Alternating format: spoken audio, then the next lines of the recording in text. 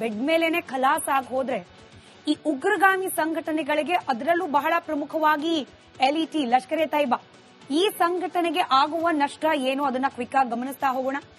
ಅಮೀರ್ ಹಮ್ಜಾ ಉಗ್ರ ಜಗತ್ತಿನಲ್ಲಿ ಭಯಾನಕ ಹೆಸರು. ಭಾರತದ ಮೇಲಾದ ಅನೇಕ ದಾಳಿಗಳ ಹಿಂದೆ ಕೂಡ ಈತ ಇದ್ದ ಅನ್ನೋದಕ್ಕೆ ಸಾಕ್ಷ್ಯಗಳಿದೆ. ಲಷ್ಕರ್ ಎ ತೈಬಾ ಭಯೋತ್ಪಾದಕ ಸಂಘಟನೆಯ ಸ್ಥಾಪಕರಲ್ಲಿ ಈತ ಕೂಡ ಒಬ್ಬ. ನಾನಾಗ್ಲೇ ಹೇಳಿದಾಗೆ ಭಾರತದಾದ್ಯಂತ ಭಯೋತ್ಪಾದನೆಯನ್ನ ಹರಡಿದ್ರ ಹಿಂದೆ ಈತನ ಕೈವಾಡ ಪಾತ್ರ ಕೂಡ ಇದ್ದೇ ಇದೆ. ಇದರ ಜೊತೆಯಲ್ಲೇ ಜಮ್ಮು ಕಾಶ್ಮೀರ ಭಾಗದಲ್ಲಿ ಪ್ರಮುಖವಾಗಿ ಭಾರತದ ಜಮ್ಮು ಕಾಶ್ಮೀರ ಭಾಗದಲ್ಲಿ ಅಶಾಂತಿಯನ್ನ ಸೃಷ್ಟಿ ಮಾಡೋದ್ರ ಹಿಂದೆ ಈತನ ಕೈವಾಡ ಇದೆ. ಇನ್ಫ್ಯಾಕ್ಟ್ ಇವರ ಮೂಲ ಉದ್ದೇಶನೇ ಅದು ಜಮ್ಮು ಕಾಶ್ಮೀರ ಪ್ರದೇಶದಲ್ಲಿ ಅನ್ರೆಸ್ಟ್ ಕ್ರಿಯೇಟ್ ಮಾಡೋದು ಪ್ರತಿ ಬಾರಿ ಕೂಡ. ಇನ್ನು ಈತ ಹಾಗೆ ಹಫೀಜ್ ಸಯೀದ್ ನಡುವೆ ಯಾವ ರೀತಿಯಾದ ಸಂಬಂಧ ಇತ್ತು, ಇನ್ಫ್ಯಾಕ್ಟ್ ಇಡೀ ಉಗ್ರಗಾಮಿ ಚಟುವಟಿಕೆಗಳು ನಡೆಯೋ ಸಂದರ್ಭದಲ್ಲಿ ಈತನ ಪಾತ್ರ ಏನಿತ್ತು ಅದನ್ನು ಕೂಡ ಗಮನಿಸ್ತಾ ಹೋಗೋಣ. ಈತನನ್ನ ಹೇಳದೆ ಕೇಳದೆ ಹಫೀಜ್ ಸಯೀದ್ ಯಾವುದೇ ಕೆಲಸವನ್ನ ಮಾಡ್ತಾ ಇರಲಿಲ್ಲ. ಯಾವುದೇ ಚಟುವಟಿಕೆ ಮಾಡಬೇಕು ಅಂದ್ರು, ಯಾವುದೇ ಪ್ಲಾನಿಂಗ್ ಗಳನ್ನ ಮಾಡಬೇಕು ಅಂದ್ರು ಅಲ್ಲಿ ಹಮ್ಜಾನ ಕಟ್ಟಪ್ಪಣೆ, ಆತನ ಸಲಹೆ ಸೂಚನೆ ಇರಲೇಬೇಕಾಗಿತ್ತು. ಲಷ್ಕರ್ ಜಮಾತ್ ಉದ್ ದವಾದ್ ಈ ಸಂಘಟನೆಯ ಮುಖ್ಯಸ್ಥ ಕೂಡ ಈತ, LETಯ ಸಹ ಸಂಸ್ಥಾಪಕ. ಅದರ ಜೊತೆಯಲ್ಲೇ ಲಷ್ಕರ್ನದ್ದೇ ಮತ್ತೊಂದು ಅಂಗ ಜಮಾತ್ ಉದ್ ದವಾದ್ ಸಂಘಟನೆ, ಅದರ ಮುಖ್ಯಸ್ಥ ಆಗಿದ್ದಾತ ಈತ. ಅಂತಾರಾಷ್ಟ್ರೀಯ ಮಟ್ಟದಲ್ಲಿ ಈ ಉಗ್ರಗಾಮಿ ಚಟುವಟಿಕೆಗಳಿಗೆ ಹಣವನ್ನ ಸಂಗ್ರಹ ಮಾಡೋದ್ರಲ್ಲಿ ಈತನ ಪಾತ್ರ ಬಹಳ ನಿರ್ಣಾಯಕವಾಗಿತ್ತು. ಈಗ ಒಂದ್ ರೀತಿಯಲ್ಲಿ ಈತ ಆಸ್ಪತ್ರೆ ಬೆಡ್ ಮೇಲಿರೋದು ಉಗ್ರಗಾಮಿ ಸಂಘಟನೆಯ ಖಜಾನೆನೇ ಕುಸಿದು ಬಿದ್ದಂತಾಗಿದೆ. ಹಣ ಸಂಗ್ರಹ ಮಾಡೋದ್ರಲ್ಲಿ ಈತನೇ ಮುಂಚೂಣಿಯಲ್ಲಿ ನಿಲ್ತಾ ಇದೆ. 2012ರಲ್ಲಿ ಅಂತಾರಾಷ್ಟ್ರೀಯ ಉಗ್ರ ಅನ್ನೋ ಪಟ್ಟ ಈತನ ಹಣೆಗೆ ಅಂಟಿಸಿತ್ತು ಅಮೆರಿಕ. ಮುಂಬೈ ದಾಳಿ ನಡೆಸದ್ದು ಈತನ ದೊಡ್ಡ ಪಾತ್ರ ಅದರಲ್ಲೂ ಕೂಡ ಇದ್ದೇ ಇದೆ. ಮುಂಬೈ ದಾಳಿ ವೇಳೆ ಲಷ್ಕರ್ ಕಾರ್ಯಾಚರಣೆಯ ಕಮಾಂಡರ್ ಆಗಿದ್ದಾತ ಕೂಡ ಇದೇ ಹಮ್ಜಾ. 2024 ಜಮ್ಮು ಮತ್ತು ಕಾಶ್ಮೀರದಲ್ಲಿ ಬಸ್ ಮೇಲೆ ಆದಂತಹ ದಾಳಿಯಾಗಿರಬಹುದು, ಅಥವಾ ಶಿವದೇಗುಲದಿಂದ ಬರ್ತಾ ಇದ್ದ ಯಾತ್ರಿಕರ ಬಸ್ ಮೇಲೆ ದಾಳಿ ನಡೆಸಿದ ಸಂದರ್ಭ ಜಮ್ಮು ಮತ್ತು ಕಾಶ್ಮೀರದಲ್ಲಿ ಶಸ್ತ್ರಾಸ್ತ್ರಗಳನ್ನ ಕಳ್ಳ ಸಾಗಣೆ ಮಾಡ್ತಾ ಇದ್ದ ಪ್ರಕರಣಗಳು, ಇದೆಲ್ಲದರ ಹಿಂದಿದ್ದು ಈತನೇ. ಇನ್ನು ಡ್ರೋನ್ಗಳ ಮೂಲಕ ಶಸ್ತ್ರಾಸ್ತ್ರಗಳ ಪೂರೈಕೆಯಲ್ಲಿ ಈತ ಪಂಟರಾಗಿದ್ದ ಅನ್ನೋ ಮಾಹಿತಿ ಕೂಡ ಇದೆ. ಭಯೋತ್ಪಾದಕ ತರಬೇತಿ ಕೇಂದ್ರಗಳನ್ನ ನಡೆಸ್ತಾ ಇದ್ದದ್ದು ಕೂಡ ಈತನೇ. ಹೊಸ ಉಗ್ರರನ್ನ ರಿಕ್ರೂಟ್ ನೇಮಕ ಮಾಡ್ಕೊಳ್ತಾ ಇದ್ದಿದ್ದು ಕೂಡ ಈತನೇ. ಹೀಗಾಗಿ ಈತನ ಮೇಲಾಗಿರುವ ಈ ಹಲ್ಲೆ ಬೆಡ್ ಮೇಲೇನೆ ಖಲಾಸ್ ಆಗಿ ಹೋದ್ರೆ ಈ ಉಗ್ರಗಾಮಿ ಸಂಘಟನೆಗಳಿಗೆ ಅದರಲ್ಲೂ ಬಹಳ ಪ್ರಮುಖವಾಗಿ LET ಲಷ್ಕರ್ ಎ ತೈಬಾ ಈ ಸಂಘಟನೆಗೆ ಆಗುವ ನಷ್ಟ ಏನು ಅದನ್ನ ಕ್ವಿಕ್ ಆಗಿ ಗಮನಿಸ್ತಾ ಹೋಗೋಣ. ಅಮೀರ್ ಹಮ್ಜಾ ಉಗ್ರ ಜಗತ್ತಿನಲ್ಲಿ ಭಯಾನಕ ಹೆಸರು. ಭಾರತದ ಮೇಲಾದ ಅನೇಕ ದಾಳಿಗಳ ಹಿಂದೆ ಕೂಡ ಈತ ಇದ್ದ ಅನ್ನೋದಕ್ಕೆ ಸಾಕ್ಷ್ಯಗಳಿದೆ. ಲಷ್ಕರ್ ಎ ತೈಬಾ ಭಯೋತ್ಪಾದಕ ಸಂಘಟನೆಯ ಸ್ಥಾಪಕರಲ್ಲಿ ಈತ ಕೂಡ ಒಬ್ಬ. ನಾನಾಗ್ಲೇ ಹೇಳಿದಾಗೆ ಭಾರತದಾದ್ಯಂತ ಭಯೋತ್ಪಾದನೆಯನ್ನ ಹರಡಿದ್ರ ಹಿಂದೆ ಈತನ ಕೈವಾಡ ಪಾತ್ರ ಕೂಡ ಇದ್ದೇ ಇದೆ.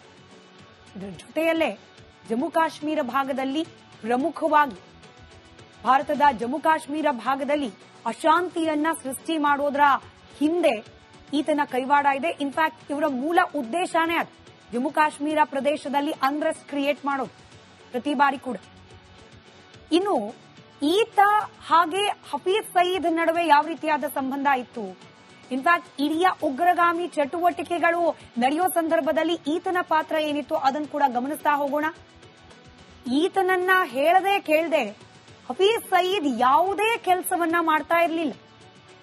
ಯಾವುದೇ ಚಟುವಟಿಕೆ ಮಾಡಬೇಕು ಅಂದ್ರು, ಯಾವುದೇ ಪ್ಲಾನಿಂಗ್ ಗಳನ್ನ ಮಾಡಬೇಕು ಅಂದ್ರು ಅಲ್ಲಿ ಹಮ್ಜಾನ ಕಟ್ಟಪ್ಪಣೆ, ಆತನ ಸಲಹೆ ಸೂಚನೆ ಇರಲೇಬೇಕಾಗಿತ್ತು.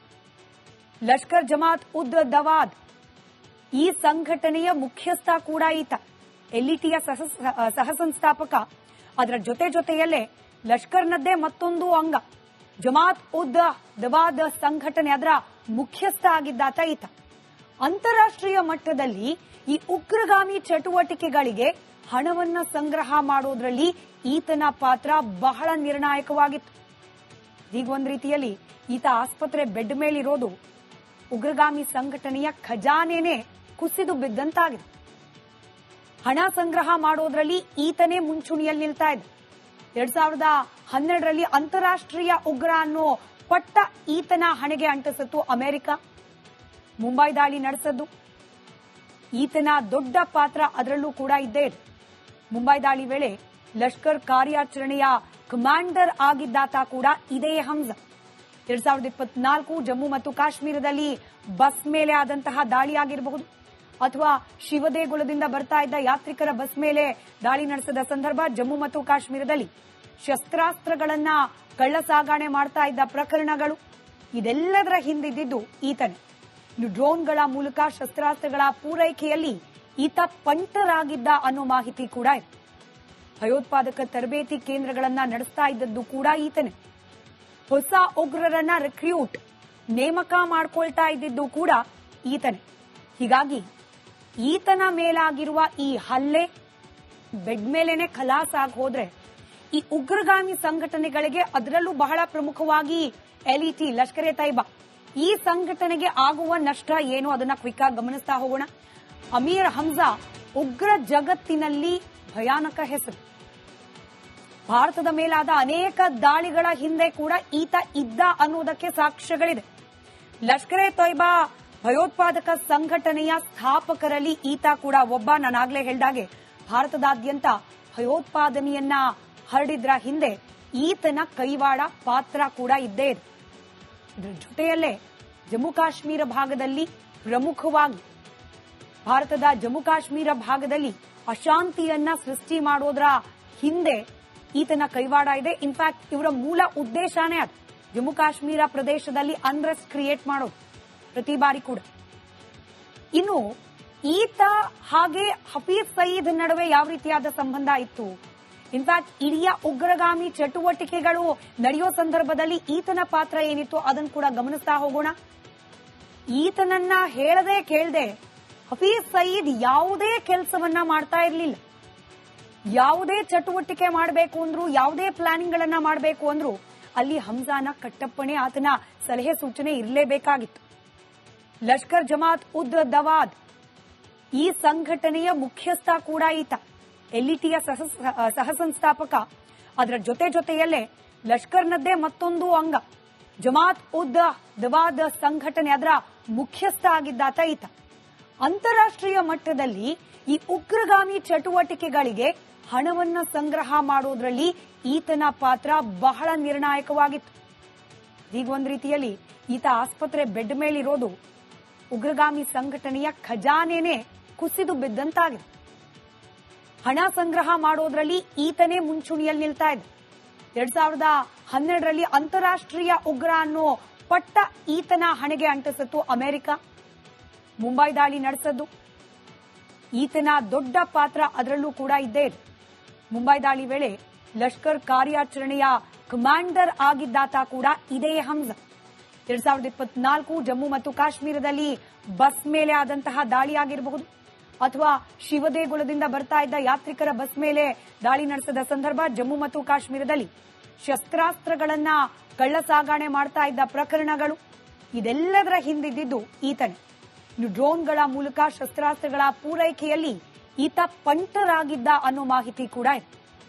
ಭಯೋತ್ಪಾದಕ ತರಬೇತಿ ಕೇಂದ್ರಗಳನ್ನ ನಡೆಸ್ತಾ ಇದ್ದದ್ದು ಕೂಡ ಈತನೇ. ಹೊಸ ಉಗ್ರರನ್ನ ರಿಕ್ರೂಟ್ ನೇಮಕ ಮಾಡ್ಕೊಳ್ತಾ ಇದ್ದಿದ್ದು ಕೂಡ ಈತನೇ.